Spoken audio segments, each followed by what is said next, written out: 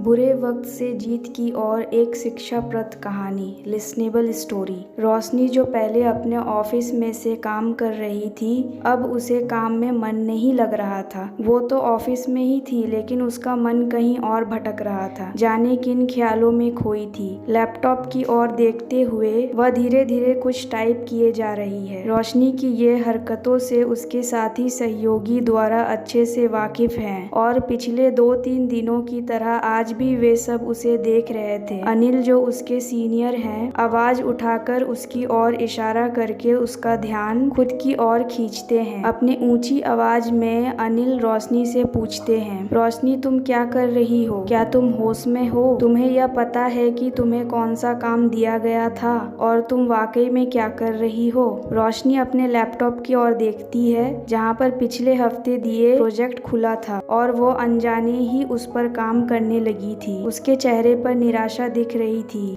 और उसने अशोक से माफी मांगी और फिर अपने काम में लग जाती है। लंच के ब्रेक में सभी कर्मचारी एक साथ बैठकर खाना खा रहे हैं, लेकिन रोशनी अकेले एक टेबल पर बैठी है। उसका टिफिन तो खुला हुआ है, लेकिन वह उसमें से एक भी निवाला नहीं खा रही है। उसके साथी कर्मचारी एक बार फिर से उसे गौर से देखते हैं और एक दूसरे के साथ बात करने लगते हैं। रोशनी की अच्छी दोस्त नीलम है, लेकिन सबसे पहले वही होती है जो उसके खिलाफ बोलती है। नीलम कहती है, पता नहीं वो कहाँ खोई रहती है। ऐसा अनुभव होता है कि उसके मन में इस ऑफिस में काम करने का कोई इंटरेस्ट नहीं है। परेशानियां सभी के जीवन में आती है, लेकिन उन्हें ऑफिस तक लेकर आना सही नहीं होता है। एक और कर्मचारी अपने साथियों के साथ खाने के बाद बैठते हैं और ग्रुप में एक खबर बताते हैं, मुझे सुनने को मिला है कि रोशनी की शादी टूट गई है। इसके कारण वह इस प्रकार का व्यवहार कर रही है। एक और सहकर्मचारी ने कहा,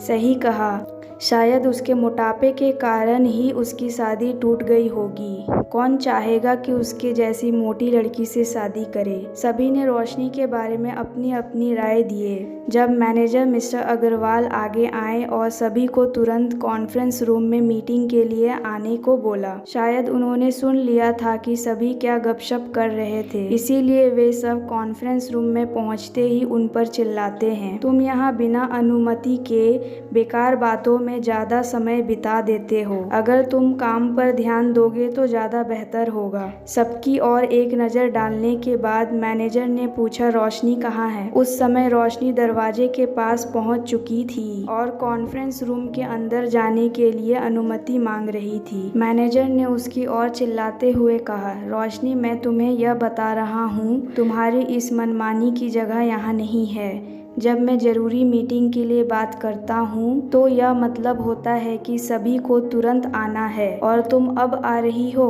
रोशनी अपनी नज़रों को नीचे झुकाए मैनेजर की बातें सुन रही थी। धीरे से उसने मैनेजर से देरी से आने के लिए माफ़ी मांगी। मैनेजर ने उसे अपनी सीट पर बैठने के लिए कहा और मीटिंग को आगे बढ़ा दिया।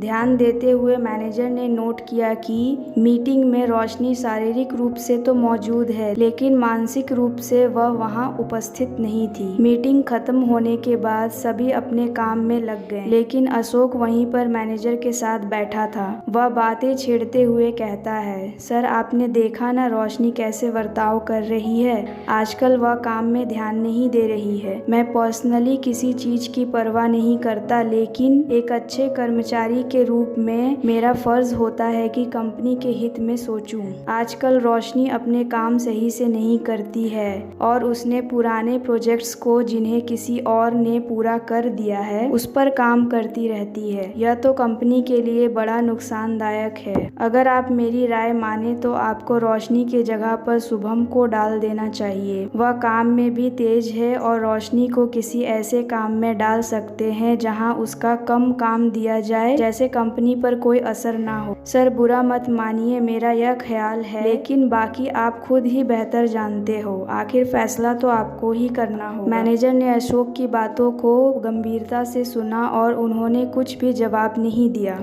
वह अपनी गहरी सोच में डूब गए और अनिल उठकर वहां से चला गया। 2 दिन बाद ऑफिस बॉय रोशनी के पास आकर बोला, मैडम मैनेजर साहब आपको बुलाए हैं। रोशनी की चिंता बढ़ गई। नीलम ने उससे पूछा, क्या फिर से तुमने कोई गलती कर दी? क्या आज वह फाइल जो तुम्हें सबमिट करनी थी वह दे दी है? रोशनी ने कहा, हाँ दी है, लेकिन थोड़ी देर से दी है। इसके बाद रोशनी मैनेजर के कॉन्फ्रेंस रूम में जाती है। मैनेजर ने उसे बैठने के लिए कहा और उसके बाकी सभी सहकर्मियों को भी वहां बुला। सभी आने के बाद मैनेजर ने रोशनी से पूछा, आज की फाइल सबमिट कब की थी? रोशनी ने कहा, माफ़ी चाहती हूँ सर, थोड़ी देर हो गई थी। मैनेजर ने जवाब दिया, तुम्हें 6 घंटे की देरी थोड़ी सी लगती है ना?